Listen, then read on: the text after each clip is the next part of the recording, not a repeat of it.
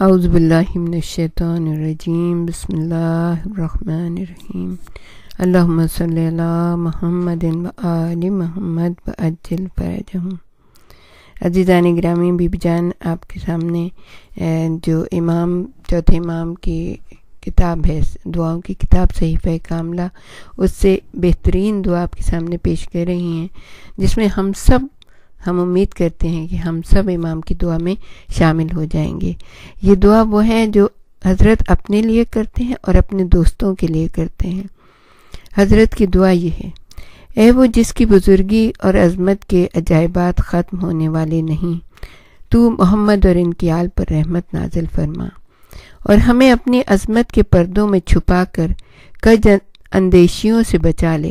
اے وہ کہ جس کی شاہی اور فرما روائی کی مدت ختم ہونے والی نہیں ہے، تو رحمت نازل فرما۔ اللہم صلی علی محمد و آل محمد، اور ہماری گردنوں کو اپنے عذاب اور غضب کے بندھنوں سے آزاد رکھ لے۔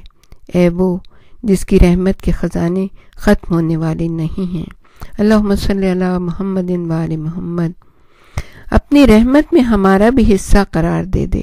اے وہ کہ جس کے مشاہدے سے آنکھیں قاصر ہیں، اللہم صلی علی محمد و آل محمد، اپنی بارگاہ سے ہم کو قریب کر لے۔ اے وہ کہ جس کی عظمت کے سامنے تمام عظمتیں پست و حقیر ہیں، اللہم صلی علی محمد و آل محمد، اور ہمیں اپنے ہاں عزت عطا فرما دے۔ اے وہ کہ جس کے سامنے راز ہائے سربستہ ظاہر ہیں، رحمت نازل فرما حضرت محمد صلی اللہ علیہ وآلہ وسلم اور ان کی آل پر، اور ہمیں اپنے سامنے رسوا نہ کرنا۔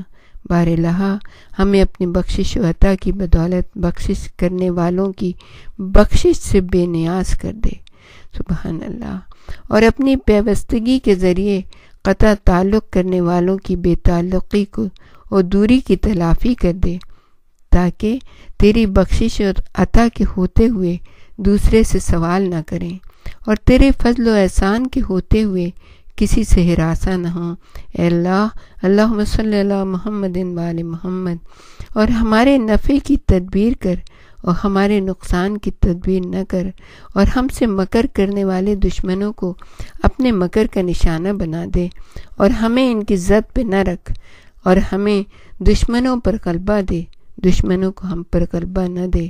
بار الہ اللہم صلی علی محمد و آل محمد، ہمیں اپنی ناراضگی سے محفوظ رکھ، اور اپنے فضل و کرم سے ہماری نگہداشت فرما لے، اور اپنی جانب سے ہمیں ہدایت کر، اور اپنی رحمت سے دور نہ کر، کہ جسے تو اپنی ناراضگی سے بچا لے گا وہی بچے گا، اور جسے تو ہدایت کرے گا وہی حقائق پر مطلع ہوگا، اور جسے تو اپنی رحمت سے قریب کرے گا وہی فائدے میں رہے گا۔ اے معبود، اللہم صلی علی محمد و آل محمد، ہمیں زمانے کی حوادث کی سختی، شیطان کے ہتھ کنڈوں کی فتنہ انگیزی، اور سلطان کے قہر و غلبہ کی تلخ کلامی سے اپنی پناہ میں رکھ۔ بار الہ بے نیاز ہونے والے تیری ہی کمال قوت و اقتدار کے سہارے بے نیاز ہوتے ہیں۔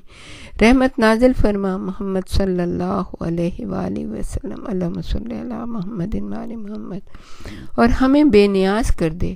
عطا کرنے والے تیری ہی عطا و بخشش کے حصہ فراواں میں سے عطا کرتے ہیں، بے شک پروردگار عالم۔ رحمت نازل فرما محمد صلی اللہ علیہ وآلہ وسلم اور ان کی آل پر، اور ہمیں بھی اپنے خزانے رحمت سے عطا فرما دے۔ ہدایت پانے والے تیری ہی ذات کی درخشندگیوں سے ہدایت پاتے ہیں۔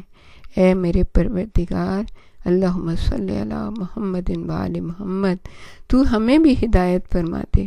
بار الہ جس کی تو نے مدد کی، اسے مدد نہ کرنے والوں کا مدد سے محروم رکھنا کچھ نقصان نہیں پہنچا سکتا، اور جسے تو عطا کرے اس کے ہاں روکنے والوں کے روکنے سے کچھ کمی نہیں ہو جاتی، اور جس کی تو خصوصی ہدایت کرے اسے گمراہ کرنے والوں کا گمراہ کرنا بے راہ نہیں کر سکتا۔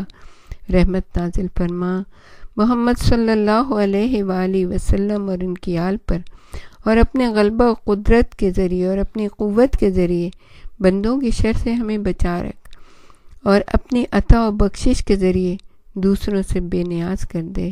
اے اللہ اپنی رہنمائی سے ہمیں راہ حق پر چلا دے۔ اے معبود اللہم صلی علی محمد وآل محمد، ہمارے دلوں کی سلامتی اپنی عظمت کی یاد میں قرار دے، اور ہمارے جسمانی فراغت کے لمحوں کو اپنی نعمت کے شکریہ میں صرف کر دے۔ الہی آمین ثم آمین۔ اور اپنی ہماری زبانوں کی گویائی کو اپنے احسان کی توصیف کے لیے وقف کر دے۔ الہی آمین۔ اے اللہ اللہم صلی علی محمد وآل محمد، ہمیں ان لوگوں میں سے قرار دے دے جو تیری طرف دعوت دینے والے، تیری طرف کا راستہ بتانے والے، اور اپنے خاص اور خاص مقربین میں سے قرار دے، اے سب رحم کرنے والوں سے زیادہ رحم کرنے والے۔ اللہم صلی علی محمد وآل محمد وعجل فرجہم۔ اس دعا میں امام نے بندوں کو اللہ کی عظمت و رفعت کے آگے جھکنے اور صرف اسی سے سوال کرنے کی تعلیم دی ہے۔ اگر انسان ہر دروازے سے اپنی حاجتیں وابستہ کرے گا تو یہ چیز عزت نفس اور خودداری کے منافی ہونے کے علاوہ ذہنی انتشار کا باعث بن کر اسے ہمیشہ پریشانیوں اور الجھنوں میں مبتلا رکھے گی۔ ایک اور چیز جو اس دعا میں ہے کہ امام